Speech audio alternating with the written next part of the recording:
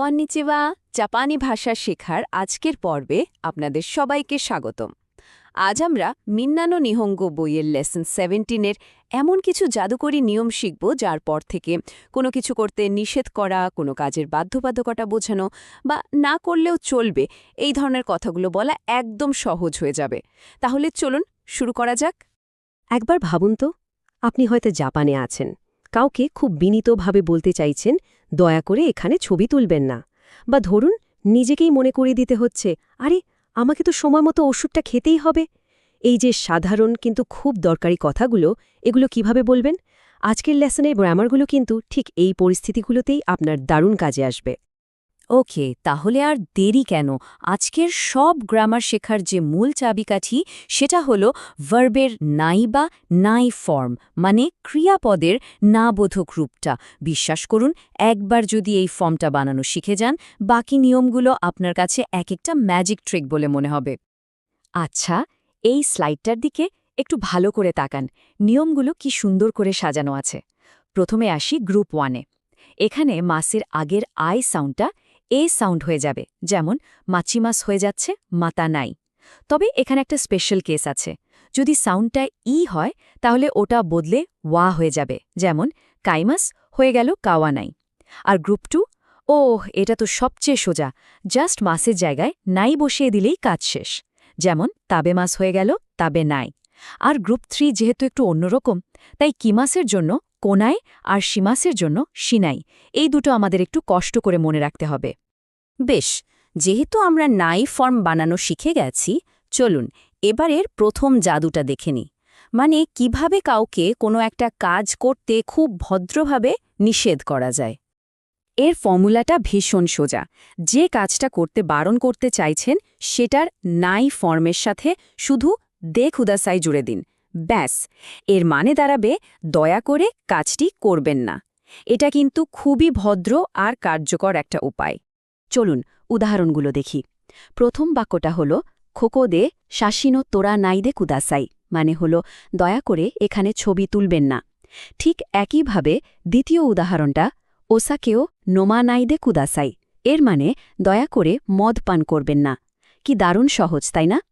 নিষেধ করা তো শিখে নিলাম, কিন্তু যদি ঠিক এর উল্টোটা হয়, মানে যখন কোনো কাজ করাটা বাধ্যতামূলক বা বলা যায় করতেই হবে, তখন কি করতে হবে? চলুন পরের স্লাইডে এটাই দেখে নিই। তো মূল ব্যাপারটা হলো, এক্ষেত্রেও আমাদের ওই নাই ফর্মটাই লাগবে। শুধু ছোট্ট একটা কাজ করতে হবে। নাই ফর্মের শেষের ই অক্ষরটা বাদ দিয়ে তার জায়গায় কেরে বা নারিমাসেন বসিয়ে দিতে হবে।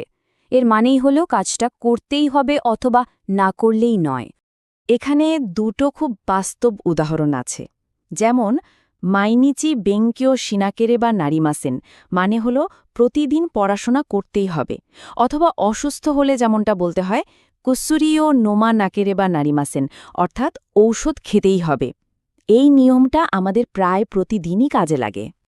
আচ্ছা, অনেক তো কড়াকড়ি নিয়ম শিখলাম, এটা করা যাবে না, ওটা করতেই হবে, কিন্তু সব সময় তো আর পরিস্থিতি এতটা কঠিন থাকে না।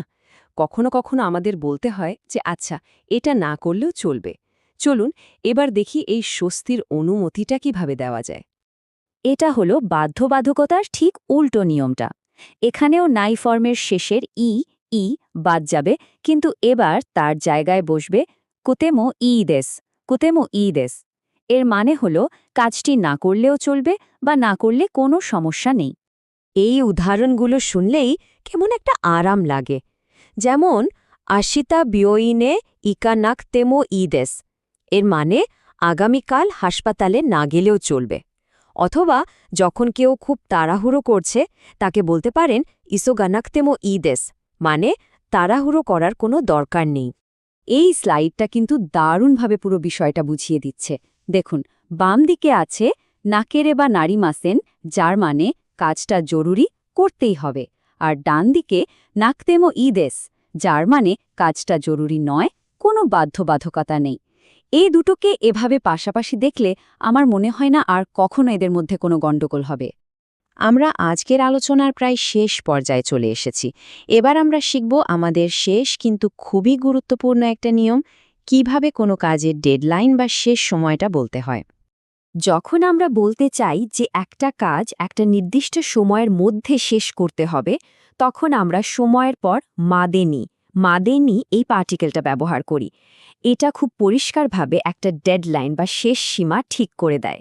এবার এই স্লাইডটার একটু মন দিয়ে দেখুন, কারণ এখানে অনেকেই একটা ভুল করে। মাদে মানে হলো পর্যন্ত, যা একটা চলমান কাজ বোঝায়। যেমন গজিমাদে হাতারাকি মাছ মানে আমি 5টা পর্যন্ত কাজ করব।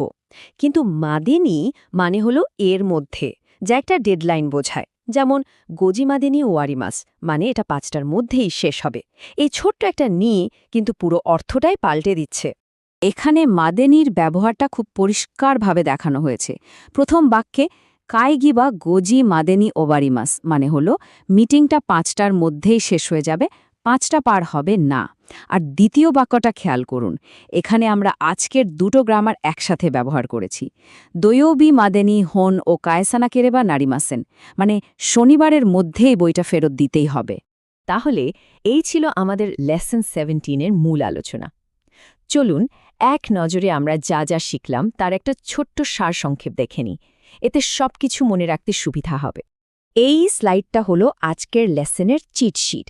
এক কথায় নিষেধ করার জন্য ভার্বের নাই ফর্মের সাথে তেকুদাসাই, বাধ্যবাধকতার জন্য নাই ফর্মের সাথে খেরেবা নারিমাসেন, অনুমতি দেওয়ার জন্য নাই ফর্মের সাথে কুতেমো ইদেস, আর ডেডলাইনের জন্য সময়ের পর মাদেনি। এই 4টে নিয়ম মনে রাখলেই লেসন 17 একদম আপনার হাতের মুঠোয় চলে আসবে। দারুণ! এখন চর্চা করার পালা। একবার ভাবুন তো, আজকে শেখা এই নিয়মগুলো ব্যবহার করে প্রথম কোন জাপানি বাক্যটি তৈরি করা বা বলা যেতে পারে। হয়তো কাউকে বলতে পারেন তাড়াহুড়ো না করলেও চলবে, অথবা নিজেকেই মনে করিয়ে দিতে পারেন প্রতিদিন জাপানি ভাষা চর্চা করতেই হবে। চর্চা করতে থাকুন, দেখা হবে পরের